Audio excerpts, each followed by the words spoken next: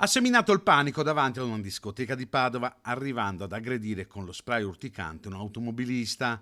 Daspo e foglio di via di 4 anni per un 19enne disposti dal questore di Padova, Marco Dorisio.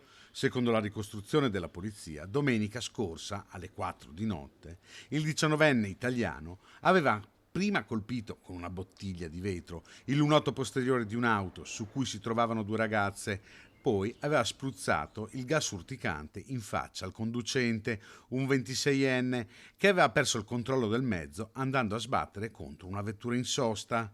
Il 26enne è stato trasportato al pronto soccorso e dimesso con una prognosi di 5 giorni. L'aggressione sarebbe stata scatenata dalla gelosia nei confronti di una delle ragazze a bordo dell'auto.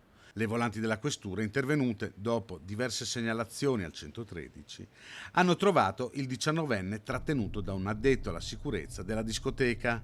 Identificato e accompagnato in questura, è risultato gravato da numerosi precedenti per minaccia, rapina, furto, lesioni, danneggiamento e percosse. È stato denunciato per lesioni personali aggravate e danneggiamento.